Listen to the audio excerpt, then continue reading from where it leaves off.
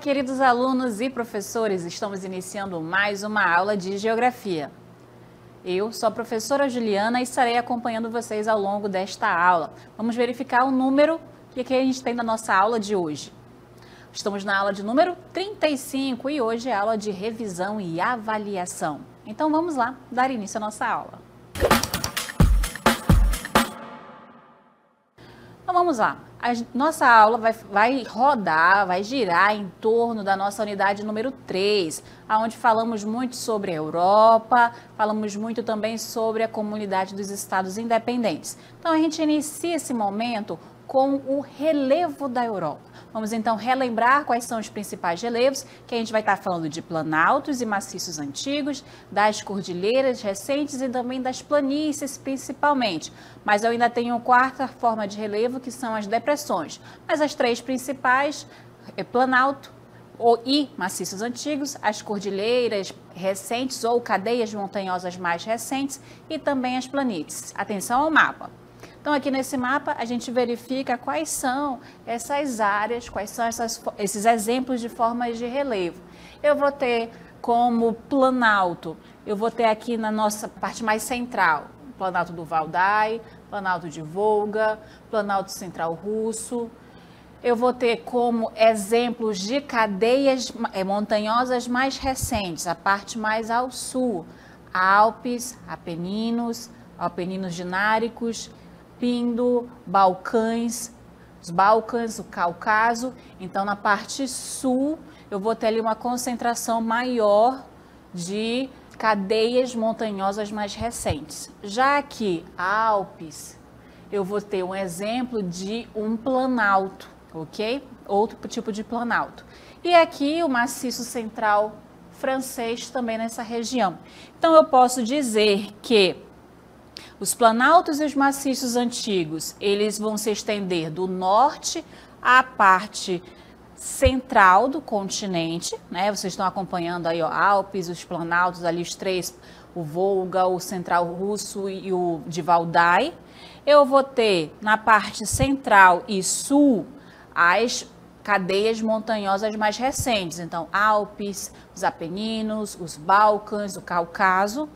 E aí eu vou ter as planícies, que vai formar a grande maioria do relevo, cerca de 2/3 do relevo da Europa é formado por planícies, que elas vão estar na parte leste, ó, planície sarmática, planície germano-polonesa. Então, a planície sarmática ou planície russa, a gente vai ter ali na parte leste e na parte central, como exemplo, eu tenho a planície germano-polonesa. Ok? E aí a gente vai ver então as características dessas formas de relevo. O relevo europeu é formado por planaltos, inclusive maciços antigos, cadeias montanhosas ou cordilheiras recentes, planícies centrais e depressão. O que a gente vai falar dos planaltos? Só que a gente já verificou, eles são encontrados ao norte e também na parte central da Europa.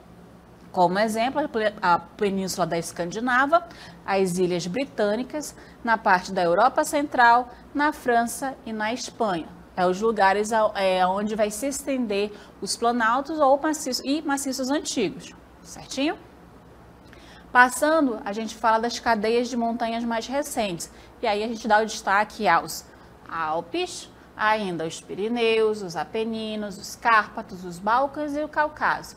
Aí eles vão estar, lembrando, localizados na porção central e na parte sul da Europa.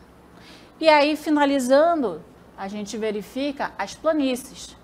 Cerca de 2/3, ou seja, a maior parte do relevo europeu é formado por planície. E onde é que eu encontro as planícies? Nas partes lestes e central do continente.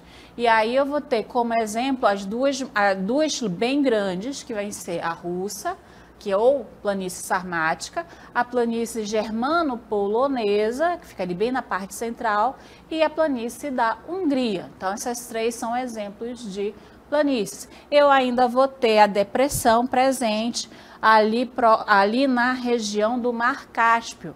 Então, a depressão caspiana, próximo ao Mar Cáspio, também vou encontrar. Mas qual é o relevo principal? Planícies. E o que eu ainda encontro na Europa? Vou encontrar tanto planaltos e maciços antigos como cadeias mais recentes, cadeias montanhosas mais recentes. Perfeito? Terminamos então a nossa parte de relevo europeu. O que a gente mais estudou sobre o continente da Europa? Nós vamos estudar sobre a divisão. A Europa é um conjunto de terras que, apesar de estar ali junto da Ásia e poder parecer que é uma península, né? A Europa seria uma península da Ásia, ela vai ter características culturais completamente diferentes, Europa e Ásia. Então, a Europa acaba se constituindo uma grande massa de terra ali, mas apesar dessa grande massa de terra, é o segundo menor continente. E a gente vai verificar a regionalização. Acompanha. Então, aqui nesse mapa, a gente conseguiu dividir a Europa em 4 grandes regiões. Eu tenho em verde a Europa Ocidental, então, França, Alemanha, Reino Unido, Irlanda, Suíça, Áustria, Bélgica, esses países da Europa Ocidental são os países que vão ter uma economia mais forte do continente. Em rosa, Portugal, Espanha, Andorra, Itália, Grécia são os países da Europa Mediterrânea. São países que têm ali uma atividade agrícola um pouco mais forte do que o restante dessa região da Europa. Então, ali a atividade agrícola ainda é muito forte nesses países. Aí a gente tem em laranja a Europa setentrional, que setentrional quer dizer norte, então a parte norte, Islândia, Noruega, Suécia, Finlândia, os países bálticos, Estônia, Letônia e Lituânia, mais a Dinamarca. Então esses países compõem a Europa setentrional, a parte mais norte da Europa.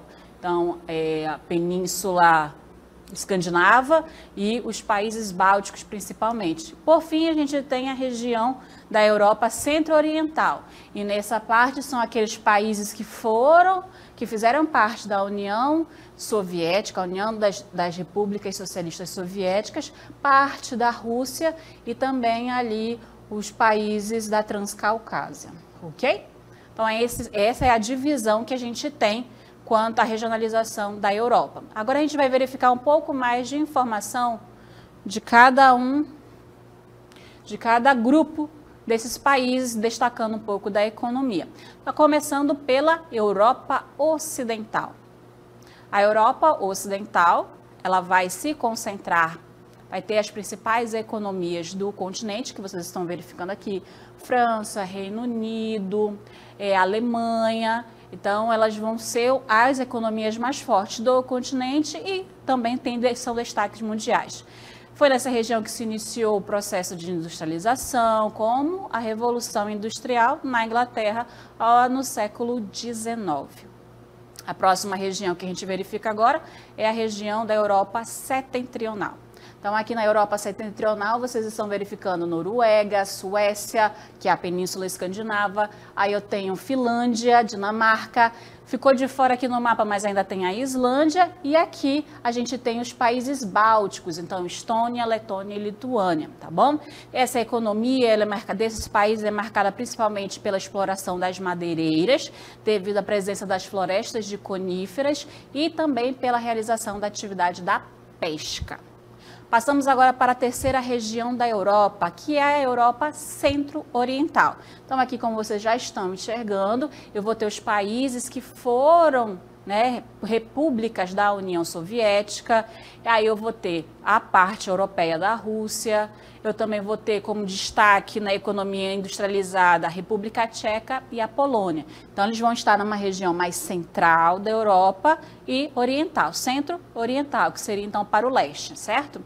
Então, vão estar localizados, como eu já falei, e hoje a grande maioria desses países formam a CEI, a Comunidade dos Estados Independentes, que foi a comunidade que surgiu como organização econômica para auxiliar os países na transição de economia, saindo do que era então o socialismo, quando eram juntas na União Soviética, e passar por essa transição da economia planificada para a economia de mercado com o capitalismo, certo? Por fim, a gente chega então na Europa Mediterrânea. Então a gente vai ter aqui a Grécia, a Itália, a Espanha e também Portugal. Tá? Então são países da Península Ibérica, Portugal e Espanha, da Península Itálica, a Itália, e ali da Península Balcânica, a Grécia. Tá? Formaram civilizações civilizações como a grega, a romana, cujas ruínas atraem aí turistas do mundo inteiro. E a atividade agrícola também é o forte dessa região. E aí o país que vai ter o melhor índice econômico será a Itália. Certo? Então aí a gente verificou as 4 regiões da Europa. Europa setentrional, mediterrânea, centro-oriental e a ocidental. Agora a gente passa a falar sobre a União Europeia, que é o bloco econômico que mais agrega países desse continente. Atenção ao vídeo. A União Europeia é uma das mais ambiciosas iniciativas de cooperação internacional. Vamos explorar como ela cresceu desde sua formação inicial. Em 1952, foi criada a Comunidade Europeia do Carvão e do Aço, CECA, reunindo os países do Benelux, a Alemanha, a França e a Itália. Este mercado comum visava produtos e matérias-primas essenciais para a indústria siderúrgica. Em 1957, os membros da CECA criaram a Comunidade Econômica Europeia, CEE, pelo Tratado de Roma, promovendo a livre circulação de mercadorias, capitais, serviços e pessoas entre os países membros. Em 1973, incorporaram-se à Comunidade Econômica Europeia, CEE, o Reino Unido, a Irlanda e a Dinamarca. Em 1981, a Grécia e, em 1986, Espanha e Portugal. Cada nova adesão fortaleceu a cooperação e a integração europeia. Em 1992, com o Tratado de Maastricht, a CEE passou a se chamar União Europeia, estabelecendo critérios para a adoção da futura moeda única. Em 1995, ingressaram no bloco a Áustria, a Suécia e a Finlândia. Em 2004, a UE incorporou 10 novos países do leste e do sul da Europa: Estônia, Letônia, Lituânia, Polônia, República Tcheca, Eslováquia, Eslovênia, Hungria, Malta e Chipre. Bulgária e Romênia ingressaram formalmente no bloco em 2007. Em 2013, o último país a integrar a União Europeia foi a Croácia.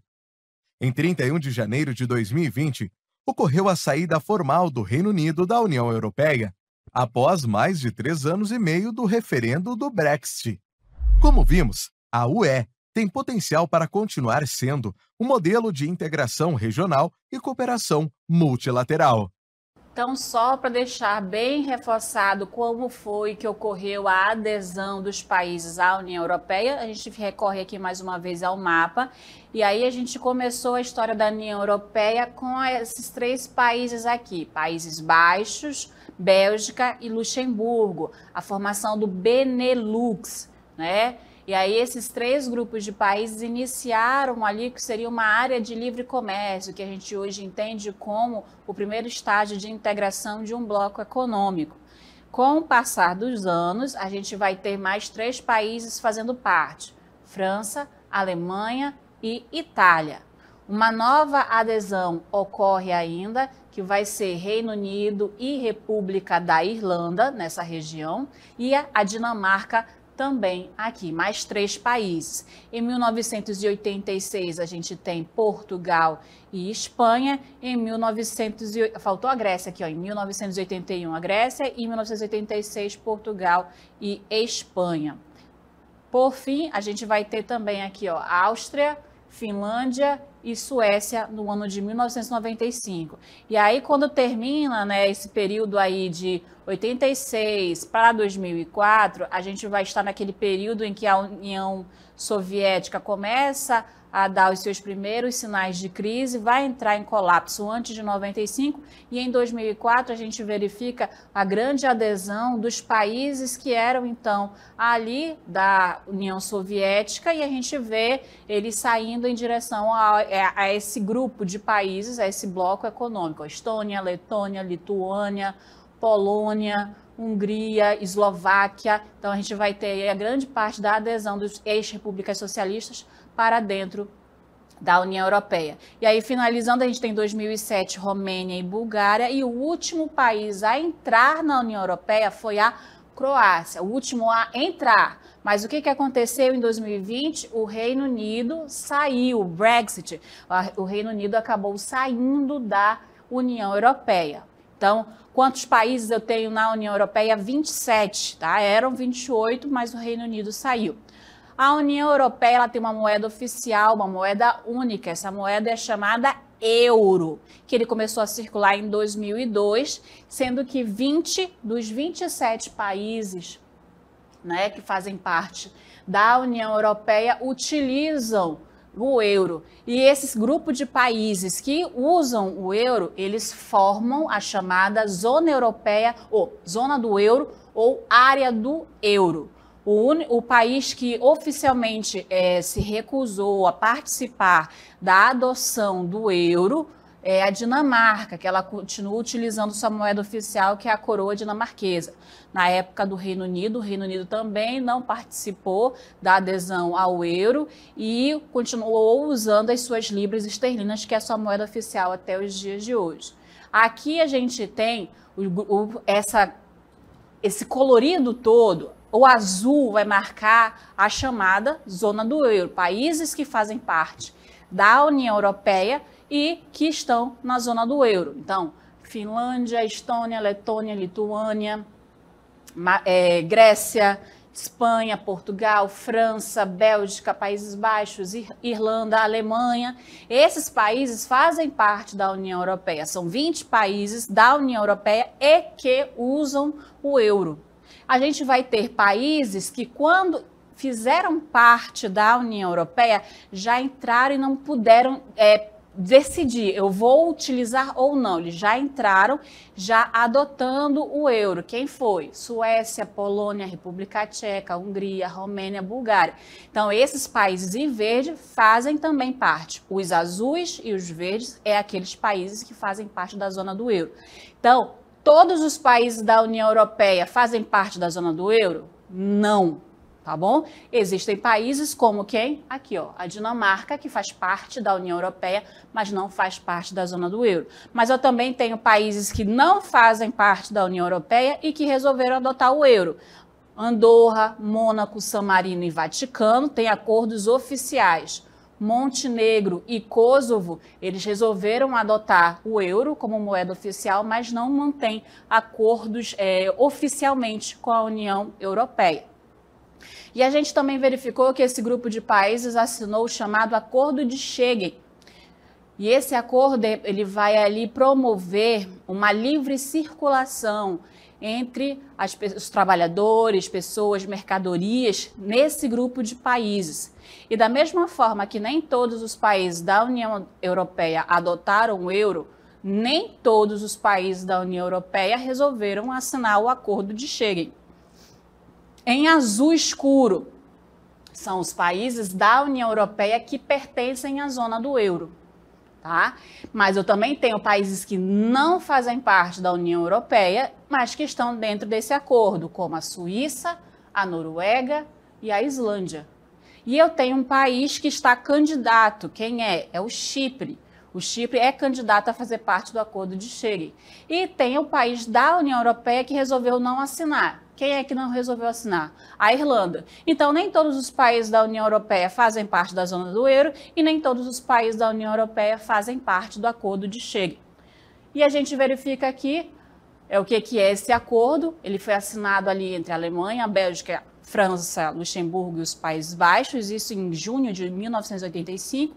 E o que ele visava? Reduzir os controles nas fronteiras internas e instaurar um regime de livre circulação para todos os nacionais dos países signatários.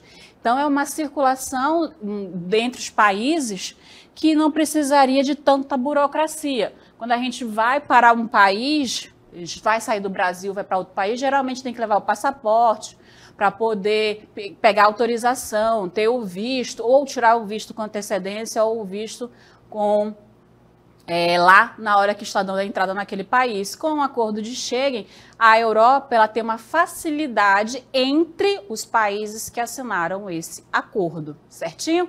E aí, só para fechar, né, fora da União Europeia, então, que faz parte da zona do Acordo de Schengen, Islândia, Liechtenstein, Noruega e Suíça, e os países o Chipre, que ainda é candidato, aí tem a Croácia, que passou a fazer parte do Acordo de Schengen em janeiro de 2023, e a Bulgária e a Romênia fazem parte desde março de 2024. A Irlanda, então, é o único país que realmente não faz parte, assim como o Chipre, mas o Chipre está como candidato.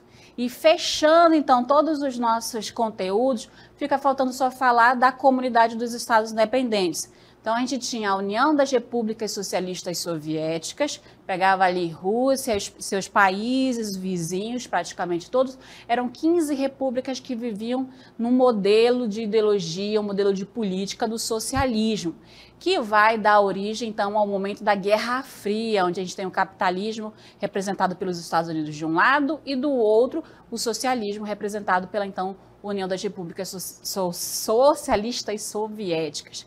Acontece que esse grupo de países socialistas vai entrar em crise, eles vão então acabar com essa união e vão começar a adotar o sistema capitalista. E para que esses países tivessem um apoio, uma certa proteção, a Rússia, a Ucrânia e a Bielorrússia, hoje Belarus, fundaram a Comunidade dos Estados Independentes, que aí então esse grupo de países se reuniu novamente. Com exceção da Estônia, Letônia e Lituânia, todas as outras 12 fizeram parte, se juntaram novamente em uma organização econômica. Agora sim, finalizamos a nossa revisão.